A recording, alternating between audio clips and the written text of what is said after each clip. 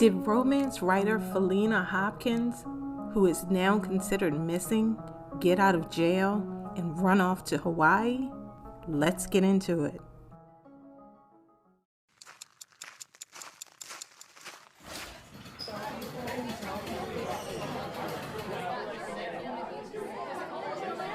They say there's no good news. There's no good news. So, for those of you who may not know who Faleena Hopkins is, she's a successful romance writer who has a spicy, racy, raunchy, however you would like to describe it, series called the Cocker Brothers series, which has upwards of 20 some odd books, I believe. And she's also well known for trademarking the word cocky, which is an effort that went really wrong after she trademarked the word cocky, started going after other writers for using the word, received a lot of backlash, and eventually decided to back away from her trademark ownerships in like 2018. So fast forward to present day, and Faleena Hopkins has been missing since January the 30th. This is the same day that she was released from Teton County Jail in Wyoming. So 3 days earlier, this 52-year-old author, she was arrested for allegedly leading police on a high-speed chase through a national park in Wyoming. So based on the media reports, what happened was a ranger attempted to approach her because she was parked in the middle of the road. So when the ranger turned on his lights, she took off. She's driving a red Kia Soul. And she led authorities on a 24-mile high-speed chase through the Grand Teton National Park, where she was reportedly at times going over 90 miles per hour. And the only way that this high-speed chase ended was that officers, based on the weather and just other conditions that were going on in the park, instead of them pursuing her vehicle to vehicle, what they did was they ended up putting out spike stripes to deflate her tires. So they put out the spike stripes. Her Kia comes in contact with these stripes, deflates the tires. She continues on for a little ways down whatever road she's on, and she's eventually apprehended. So she spent 3 days in jail, and that left her facing charges that include things like stopping or parking on a roadway, fleeing and attempting to elude police, and driving in excess of the posted speed limit. And the local newspaper, the Jackson Hole News and Guide, reported that about an hour before this whole high-speed chase occurred, that Hopkins actually had another run-in with authorities. What happened in that case was that she had entered some closed down area of the park. And apparently while she was in this closed down area, which was south of the south entrance of Yellowstone, she got stuck. So her vehicle had to be pulled out by a snowplow, and she got a ticket for operating a non-over-snow vehicle on an over-snow route. And for those of you who this over-snow thing is not in your vocabulary and you don't know what it means, because I certainly didn't, an over-snow vehicle is something like a snowmobile or something to that effect, that's like a motorized machine that's designed primarily to travel on top of snow.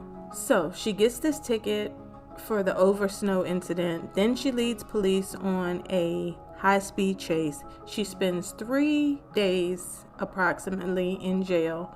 On January the 30th, she's released, and she goes missing. So fast forward to last Friday, February the 10th, and one of her friends reaches out to the Jackson Hole News and Guide, which again is the local newspaper in the area where she was arrested, to report that yes, this author is indeed still missing. It's almost 2 weeks later. So in court documents after Jackson was arrested or whatever, she listed her address as Jackson 83001. She listed that as her address, but her friend confirmed that she stays primarily in Seattle, and park officials also were able to determine that she is a resident of Seattle. So now, within the past couple days, Lieutenant Russ Rushhill of the Jackson Police Department revealed that they've discovered that the day that Hopkins went missing, the day that she was released from jail, she boarded a flight to Salt Lake City that same afternoon. And Russell has contacted the Salt Lake City airport and officials there, and they confirmed that she did land in Utah. Now, she's apparently left her vehicle impounded in Jackson, Wyoming. She left her dog at an animal shelter in Jackson, Wyoming.